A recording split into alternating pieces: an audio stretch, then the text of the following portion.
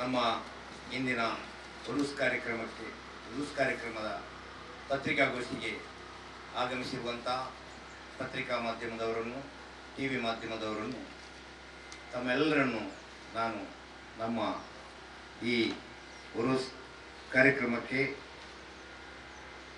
ಹಾರ್ದಿಕವಾಗಿ ಇಂದಿನ ಪತ್ರಿಕಾಗೋಷ್ಠಿಗೆ ಸ್ವಾಗತಿಸುತ್ತೇನೆ.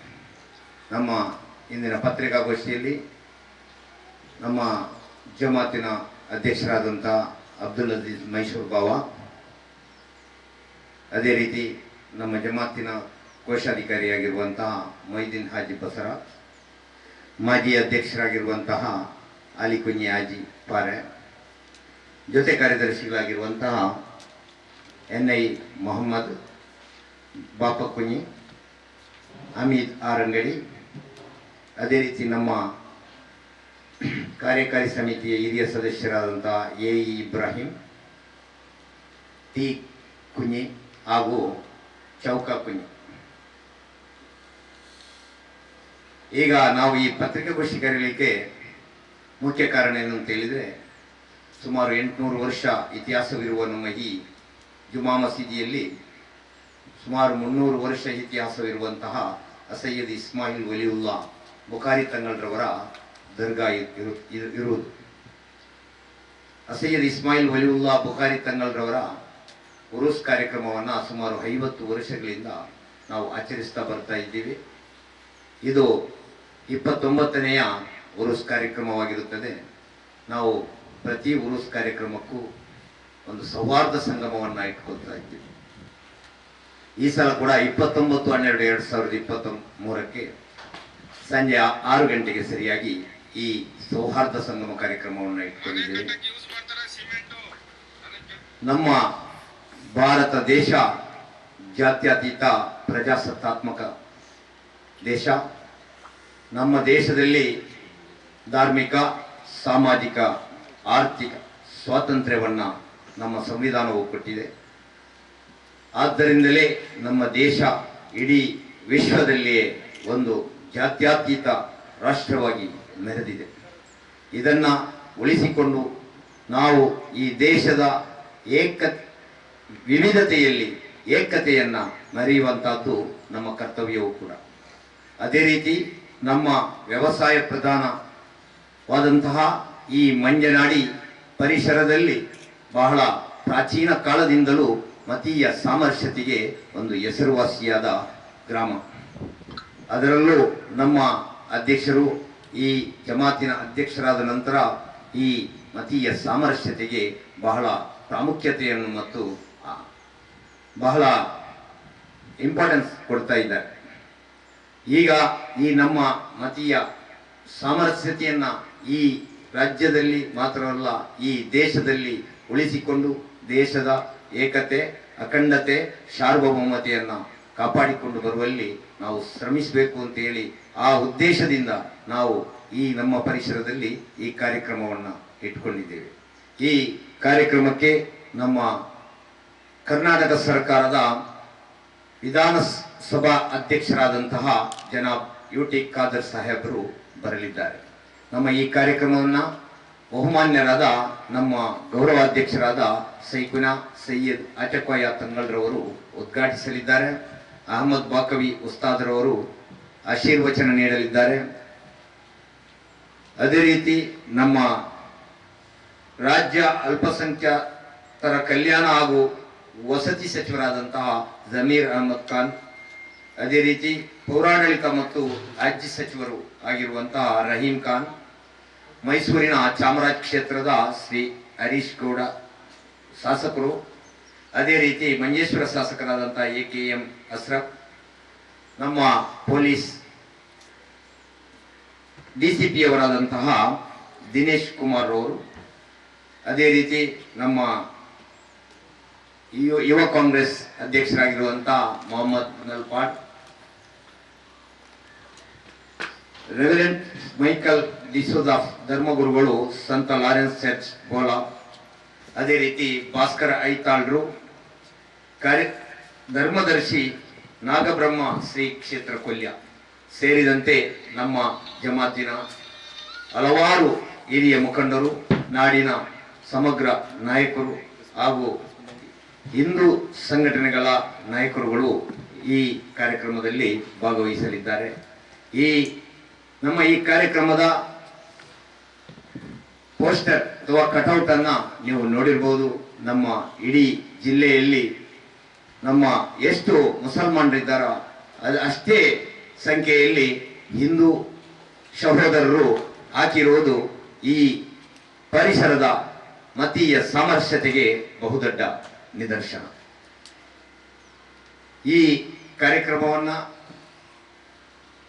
ಕಾರ್ಯಕ್ರಮದ ನಂತರ ತಾರೀಕು 30/12/2023 ನಡೆಯಲಿರುವಂತಹ ಉರುಸ್ ಸಮಾರೋಪ ಸಮಾರಂಭದಲ್ಲಿ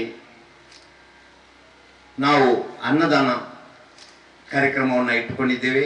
ಪ್ರತಿ ಧರ್ಮದವರಿಗೂ ಎಲ್ಲ ಧರ್ಮದವರಿಗೂ ಇದರಲ್ಲಿ ಅವಕಾಶವಿರುವುದು. ಪ್ರತಿ ವರ್ಷವೂ ಪ್ರತಿ ಸಲವೂ ಎಲ್ಲ ಧರ್ಮದವರು ಈ ಕಾರ್ಯಕ್ರಮದಲ್ಲಿ ಪಾಲ್ಗೊಳ್ತಾರೆ. ನಮ್ಮ ಜಿಲ್ಲೆ, ರಾಜ್ಯ ಮತ್ತು ದಕ್ಷಿಣ ಭಾರತದ ಹಲವಾರು ಕಡೆಗಳಿಂದ ಈ ಕಾರ್ಯಕ್ರಮಕ್ಕೆ ಭಕ್ತಾದಿಗಳು ಆಗಮಿಸುತ್ತಾರೆ.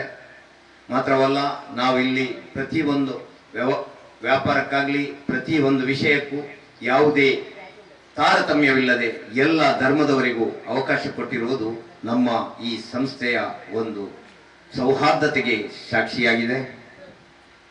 ಈಗ ನಮ್ಮ ಈ ಕೊನೆಯ ದಿನದ ಕಾರ್ಯಕ್ರಮಕ್ಕೆ ಹಾಗೂ 29/12/2023 ನಡೆಯುವಂತಹ ಸೌಹಾರ್ದ ಸಂಗಮ ಕಾರ್ಯಕ್ರಮಕ್ಕೆ ಎಲ್ಲ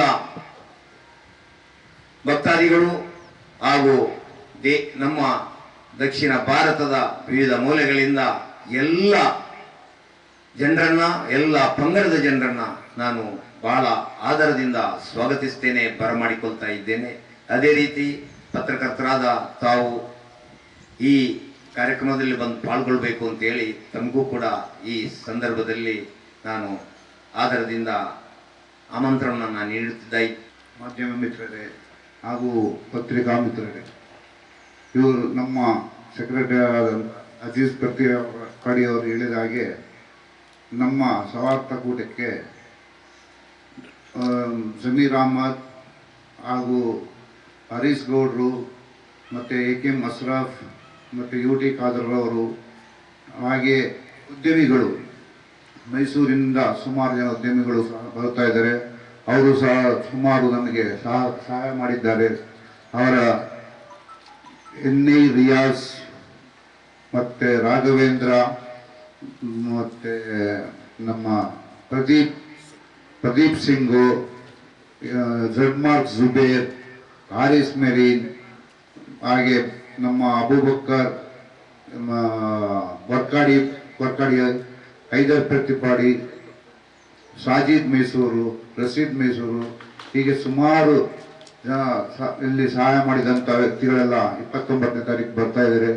ಇದೊಂದು ಸೌಹಾರ್ದ ಕೂಟ ಮಾಡಿದೆ ಅಂದರೆ ದಕ್ಷಿಣ ಕನ್ನಡದಲ್ಲಿ ಶಾಂತಿಯುತೆಯಿಂದ ಇರಬೇಕು ಅನ್ನೋ ಉದ್ದೇಶ. ಈ ಶಾಂತಿಯಿಂದ ಉದ್ದೇಶಕ್ಕೋಸ್ಕರ ಇವತ್ತು ತಾವುಗಳು ನೋಡಿರ್ಬೋದು, ನಮ್ಮ ಅಜೀಜ್ ಪ್ರತಿಪಾಡಿ ಹೇಳಿದಾಗೆ ಎಲ್ಲ ಥರದ ಕಟೌಟ್ಸ್ಗಳು ನಮ್ಮ ಹಿಂದೂ ಬಾಂಧವರಾಗಿದ್ದಾರೆ. ಈ ಮೆಸೇಜ್ ಇಡೀ ದಕ್ಷಿಣ ಕನ್ನಡದಲ್ಲಿ ನಾವು ಕೊಡಬೇಕು ಅನ್ನೋ ಉದ್ದೇಶದಿಂದ ಈ ಉರುಸಿನ ಮುಖಾಂತರ ನಾವೆಲ್ಲ ಹೊಂದಾಣಿಕೆಯಿಂದ ಇರಬೇಕು, ಶಾಂತಿಯಿಂದ ಇರಬೇಕು ಅನ್ನೋದನ್ನ ನಾವು ತೋರಿಸೋಸ್ಕರ ಈ ಒಂದು ಸೌಹಾರ್ದ ಕೂಟವನ್ನು ಮಾಡಿದ್ರು. ಇದೇ ತರ ಇದನ್ನು ಎಲ್ಲರೂ, ಯಾರೇ ಮೈಕ್ ಸಿಕ್ಕಿದ ತಕ್ಷಣ ಮೈಕ್ನಲ್ಲಿ ಬಂದಂಗೆ ಮಾತಾಡೋದಲ್ಲ, ಅದು ಶಾಂತಿಯಾಗಿರ್ಬೇಕು. ಆ ಮಾತನ್ನು 2 ಮಾತಾಡಿದ್ರು ಸಾಕು. ಇವತ್ತೊಂದು ದಿವಸ ಈ ರಾಜ್ಯಕ್ಕೆ ಬೇಳೆ ಬೇಯಿಸೋಕ್ಕೋಸ್ಕರ ಏನೇನೋ ಉದ್ರಿಕ ಭಾಷಣ ಮಾಡಿ ಇಡೀ ನಮ್ಮ ಸೌತ್ ಕೇಂದ್ರವನ್ನು ಹಾಳು ಮಾಡ್ತಾ ಇದ್ದಾರೆ. ನೀವು ಮಾಧ್ಯಮ ಮಿತ್ರರಲ್ಲಿ ಒಂದು ಹೇಳ್ತೀನಿ ಕೇಳಿ, ನಾನು ಮೈಸೂರಲ್ಲಿ ಹುಟ್ಟು ಬೆಳೆದಂಥ ವ್ಯಕ್ತಿ. ಅಲ್ಲಿ ಮೈಸೂರು, ಬೆಂಗಳೂರು ಆ ಕಡೆ ಹೋದಾಗ ಮಂಗಳೂರಿನ ವ್ಯಾಲ್ಯೂ ಏನು ಅಂತ ತಾವುಗಳು ನೋಡಬೇಕು. ಅಷ್ಟೇ ಒಂದು ಗೌರವ ಮಂಗಳೂರಿನವರು ಅಂತಂದ್ರೆ, ಅಷ್ಟು ಗೌರವ, ಅಷ್ಟು ಪ್ರೀತಿ, ಅಷ್ಟು ವಿಶ್ವಾಸ. ಅದು ಈಗ ಮಂಗಳೂರಿನವರು ಅಂದಾಗ ಈಗ ಒಂದು ಕಾಲದಲ್ಲಿ ಆ ಥರ ಇತ್ತು. ಈಗ ಮಂಗಳೂರಿನವರು ಅಂದ್ರೆ ಭಯ ಪಡ್ತಾ ಇದ್ದಾರೆ. ಏನಂದ್ರೆ ಎಲ್ಲ ಕಮ್ಯುನಿಸಮ್ ಅನ್ನೋ ಒಂದು ಮಾತು ಬರ್ತಾ ಇದೆ. ಅದನ್ನ ನಾವು ಹೋಗಲಾಡಿಸೋಸ್ಕರ ಪ್ರತಿಯೊಂದು ಯಾವುದೇ ದೇವಸ್ಥಾನಗಳಾದ್ರೂ ಹೊಂದಾಣಿಕೆಯಿಂದ ಮಾಡಿದಾಗ ಈ ಪ್ರೀತಿ ಮತ್ತೆ ಬರ್ಬೋದನ್ನೋ ಉದ್ದೇಶದಿಂದ ಇವತ್ತು ನಮ್ಗೆ ಇದು ಕಾಣಿಸ್ತೈತೆ. ನಾಳೆದ್ದು ಈ 29ನೇ ತಾರೀಕು ಸೌಹಾರ್ದಕೂಟದಲ್ಲಿ ಪ್ರತಿಯೊಬ್ಬರು ಭಾಗವಹಿಸ್ತಾ ಇದ್ದಾರೆ. ನಮ್ಮ ಮೈಸೂರಿನ ಮುಸಲ್ಮಾನ್ ಬಾಂಧವರು ಹಾಗೆ ಹಿಂದೂ ಬಾಂಧವರು ಬರ್ತಾ ಇದ್ದಾರೆ. ಇಲ್ಲೂ ಅಷ್ಟೇ ನಮ್ಮ ದಕ್ಷಿಣ ಕನ್ನಡದಲ್ಲಿ ಎಲ್ಲರ ಸಮೇತ ಸುಮಾರು ಪ್ರಕಾಶ್ ಕುಂಪಳ ಹಾಗೆ ರಮೇಶ್ ಅನ್ಪುರ ಸುಮಾರು ಜನ ಹೆಸರುಗಳಿದೆ, ಅವರೆಲ್ಲ ಬರ್ತಾ ಇದ್ದಾರೆ. ಇದನ್ನ ನಾವು ಇಲ್ಲಿಂದ ಒಂದು ಮೆಸೇಜ್ ಕಳ್ಸೋಕ್ಕೋಸ್ಕರ ಈ ಕಾರ್ಯಕ್ರಮ ನಂಬ್ಕೊಂಡಿದ್ದೇವೆ. ಅದಕ್ಕೆ ತಾವು ಕೂಡ ಸಂಪೂರ್ಣ ಸಹಕಾರ, ಮಾಧ್ಯಮದವರು ಮಿತ್ರರು ಹಾಗೆ ನಮ್ಮ ಪತ್ರಿಕಾ ಮಿತ್ರರು ಸಹಕಾರ ಕೊಡಬೇಕು. ಇದೊಂದು ಮೆಸೇಜ್ ತಾವು ತಲುಪಿಸ್ಬೇಕು. ಹಿಂದೂ ಮುಸ್ಲಿಂ ಒಂದು, ನಾವೆಲ್ಲ ಬಂಧು ಅನ್ನೋ ಒಂದು ಸ್ಲೋಗನ್ ನಾವು ಎತ್ತಿಡಿಬೇಕು ಅನ್ನೋ ಉದ್ದೇಶದಿಂದ ಈ ಕಾರ್ಯಕ್ರಮ ನಾವಿಲ್ಲಿ ಶುರು ಮಾಡ್ತೀವಿ. ನಾವು ಮೈಸೂರಿನಲ್ಲಿ ಹಾಗೆ ಎಲ್ಲೇ ಯಾವುದೇ ಗಲಾಟೆಗಳಾದಾಗ ನಾವೆಲ್ಲ ಒಂದಾಗಿ, ಹಿಂದೂ ಮುಸ್ಲಿಂ ಒಂದಾಗಿ ಅಲ್ಲಿ ಆ ಗಲಾಟೆ ಶಾಂತಿಯನ್ನ ಕಾಪಾಡ್ತೇವೆ. ಯಾವ ತರ ಶಾಂತಿ ಅಂತಂತಂದ್ರೆ, ನಮ್ಗಳೊಂದು ಸಣ್ಣ ವಿಚಾರ ಇದ್ರ ಮಧ್ಯೆ ನಾನು ಹೇಳ್ತೇನೆ.